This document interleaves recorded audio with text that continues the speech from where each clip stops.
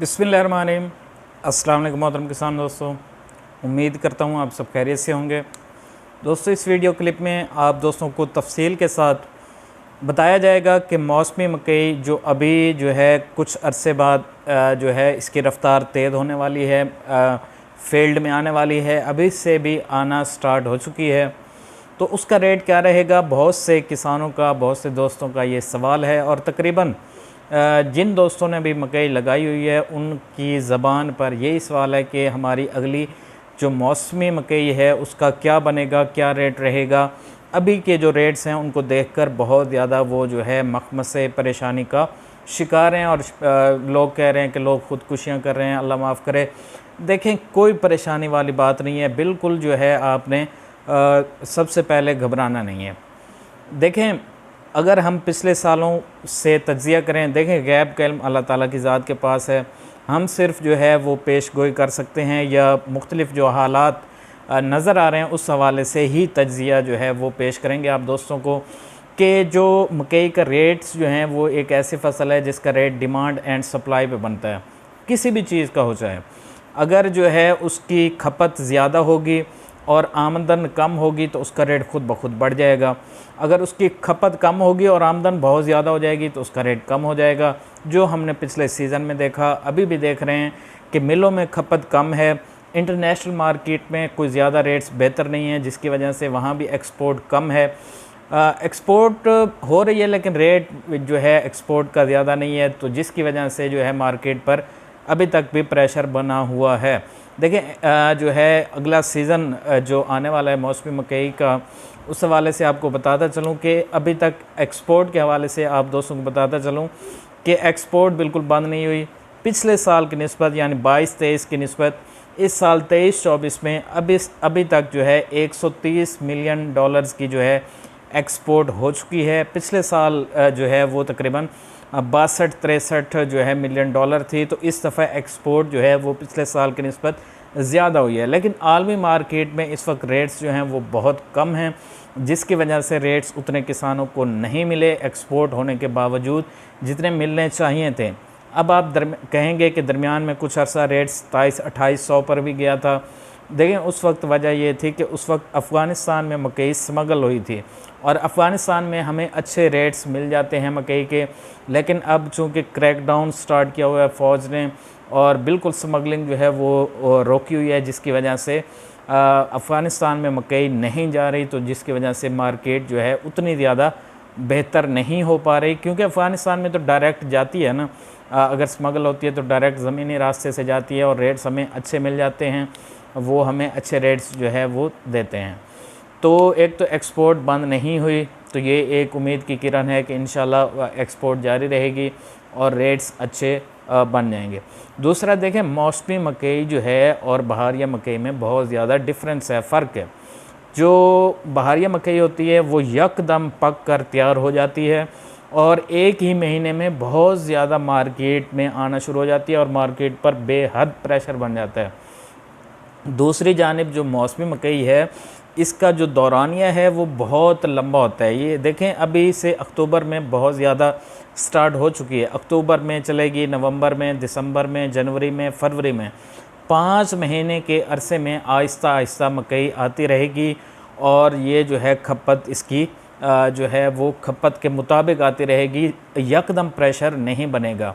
तो इससे यकदम प्रेशर ना बनने की वजह से भी रेट्स इंशाल्लाह वो बेहतर ही रहेंगे, कोई ज़्यादा मिलों पर या मंडियों में प्रेशर नहीं बनेगा। और ये पिछले हमने कई सालों से देखा है कि बहारिया मकई जब यकदम आती है तो रेट्स बहुत ज़्यादा गिर जाते हैं और जो मकई रख लेते हैं वो 1-2 महीने तो बिल्कुल रेट्स जो हैं डाउन रहते हैं, उसके बाद रेट्स आहिस्ता आहिस्ता बढ़ना शुरू हो जाते हैं। या बहारिया मकई में जो सबसे पहले फ़रोख्त कर लेते हैं वो ठीक रह जाते हैं, या जो एंड में फ़रोख्त करते हैं वो ठीक रह जाते थे, क्योंकि एंड में प्रेशर ख़त्म हो जाता था।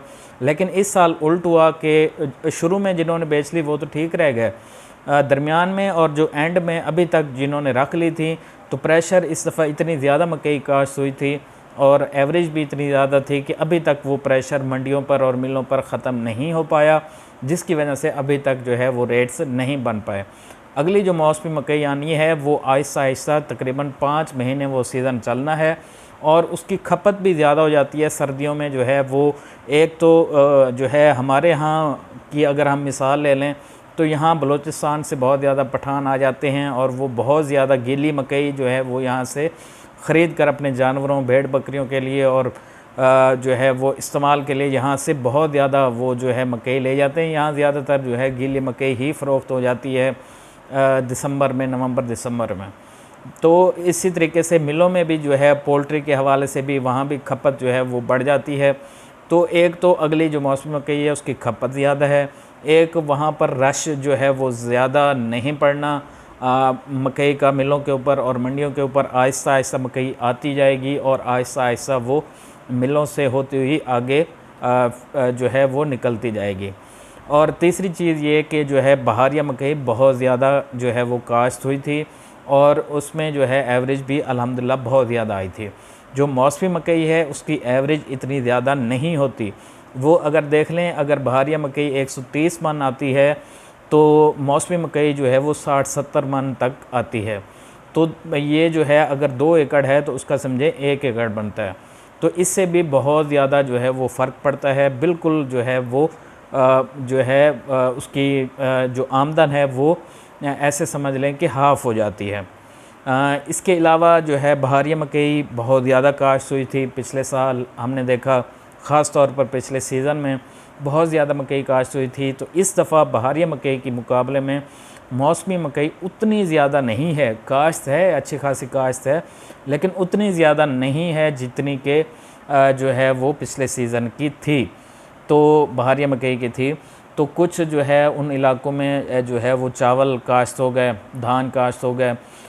इसके अलावा एक और चीज़ आपको बताता चलूँ कि साइलेज जो है वो उसमें भी काफ़ी ज़्यादा मकई खप रही है क्योंकि रेट्स जो है वो बहुत कम हैं।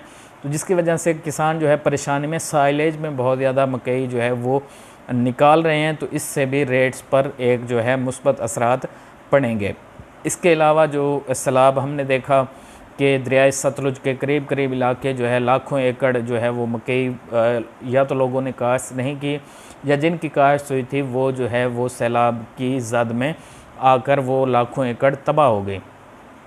तो वो चीज़ भी मार्केट पर एक असर डालेगी। तो मैं ये समझता हूँ कि इंशाल्लाह अल्लाह ताला की मदद से रेट्स जो हैं वो बेहतर हो जाएंगे, रेट्स ठीक हो जाएंगे। किसी किस्म की परेशानी की कोई ज़रूरत नहीं है। अगर रेट्स अच्छे ना भी हुए तो पिछले सालों में अल्लाह ताला ने हमें रिज़्क दिया था, अब भी जो है परेशान नहीं होना।